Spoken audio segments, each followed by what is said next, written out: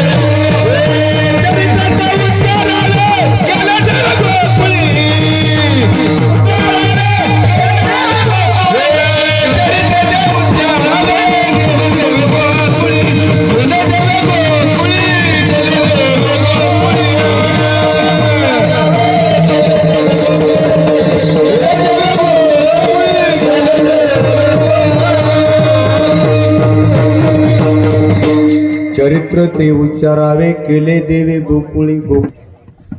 बाकीचं आपण बोलायचंच नाही या स्टेजवर. अशोक महाराज पुढून जर महाराज आला ना एखादा, काही काही महाराज वाटतं पुरून टाकावा, टाकावं लागतं. बोलावे तैसे चालावे त्यांची वंदावी पाऊल, बोले तैसा चाले त्याची वंदावी पाऊले. बोलच नाही एकन करच नाही. होय, अरे प्रेम ठेवा ना. महाराज लोक ठेवलं पाहिजे की नाही माझं भाऊ? हा, एवढा तिरस्कारित बुद्धी ठेवू नका. साधूच्या लक्षणात ते बसत नाही. कोणी असू द्या, ज्याची बुद्धी स्थिर होते, उथळ पाण्याला खळखळाट जास्त असतो. कमी पाणी असतं वड्याचं, खड खड खड खड खड खड वाजत. तेच पाणी थोडं वाढलं ना, वाजत नाही, शांत प्रवाहाने वाहत. तेच पाणी आहे, पाणी तेच आहे. समुद्रात गेलं स्थिर होतं, अजिबात वाजत नाही. समुद्रातलं पाणी वाजत नाही, ओढ्यातलं पाणी वाजतं. शांत शब्दाचा अर्थ असा आहे की ज्यांच्या जीवनामध्ये खरोखर शांतपणा आहे, कसल्याच प्रकारचे उलाढाल नाही. काल महाराजांनी एक उदाहरण सांगितलं. कान्होबा पाठक नावाचे साधू इतके शांत होते की त्यांनी 6 लेकरं विहिरीत टाकले.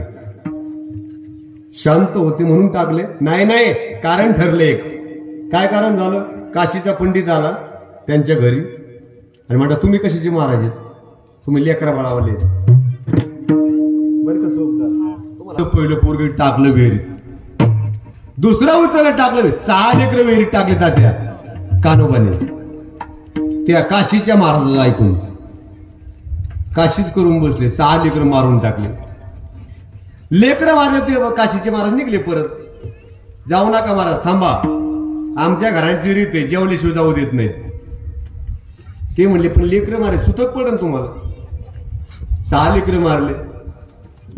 ते म्हणे, सुतकाचं तुम्ही डोक्यात घेऊ नका, जेवल्याशिवाय जायचं नाही, नेहमी आमचं. पत्नीला आवाज दिला, अगं ऐक, 8 ताटं बनव. किती ताटं बनव? 6 मुलाचे, काशीच्या पंडिताचं आणि माझं 8 ताटं बनवले. आवाज दिला, नारायण, हरी, केशव, माधव, मुकुंदा, गोविंदा, चला जेवायला. आंघोळ्या करून यावे तसे पूर्व पंक्तीत येऊन बसले. द्वेषात्मक बुद्धीने माणसं दुसऱ्याला पेटवतात, चेतवतात. द्वेष असावा पण विनाकारण न, कारण असावा. द्वेषाला कारण असावा, कसलंच कारण नसतं. पण तरी द्वेष तयार होतो. आणि जिथं द्वेष तयार होतो ती साधूची सिद्ध अवस्था राहत नाही. म्हणून इथून पुढे लक्षात ठेवा, सामान्य जीवामध्ये एक समानता असते, प्रेम असते एकमेकात, आणि ते प्रेम टिकवायचं काम साधू करत असतात. म्हणून चला वळू गाई बैसू जेऊ एकी ठाई, बहु केली वन वन पायपिटी झाला, अशा अनेक अभंग आहेत. एक दृष्टांत एकच सांगतो आणि मी थांबतो. भगवान परमात्म्याचा जन्म कसा झाला? कंसाला लोक दोषी समजतात, तर ते थोडं त्याच्या अगोदर एक आत्मचिंतन करा. त्याच्या बहिणीचं लग्न आहे. कंसा इतका दानशूर माणूस जगाच्या पाठीवर नाही. 400 घोडे, 100 हत्ती आणि अनेक असं सुवर्ण बहिणीच्या लग्नात दान करणारा दानशूर राजा कंस आहे. इतिहास पाहत नाहीत लोक, नाव ठेवून मोकळे होतात. कंसासारखा भाव असावा, भावच आहे तो. का बदलला? तुम्ही त्याच्या जागेवर तेच केलं असतं ना. तेच जे त्यांनी केलं ना ते तुम्ही पण केलं असतं. काय गुन्हा आहे त्याचा? थोडं आत्मचिंतन करून पहा. बहिणीच्या लग्नात एक राजा नाचतोय, आनंदित होऊन नाचतोय, आणि अचानक आकाशवाणी होते, हे कंसा, नाचू नकोस. हिच्या पोटी जो जन्माला येणार आहे तो तुला मारणार आहे. कंस बदलला, कंसाचे विचार बदलले, मत परिवर्तन झालं. बहीण राहिली नाही, तलवार उपसणे तिच्यावर धावला. घेऊन या खदग मारावया, हात तो धरिला वसुदेवाने हात धरला. महाराज मारू नका, हिच्या पोटी जेवढे लेकर जन्माला येते तेवढे देऊन टाकेल. सगळे मारले कंसाने. चला, एक एक करून सगळे लेकर मारले. शेवटी भगवान परमात्मा जन्माला येतो. कड्या कुडप गळून पडतात आणि भगवंतांनी सांगितलं, मला इथे ठेवू नका, मला कुठे घेऊन जा? नंदाच्या. नको टाइम झाला, त्यांच्याकडे म्हणू द्या, त्यांना द्या माईक द्या.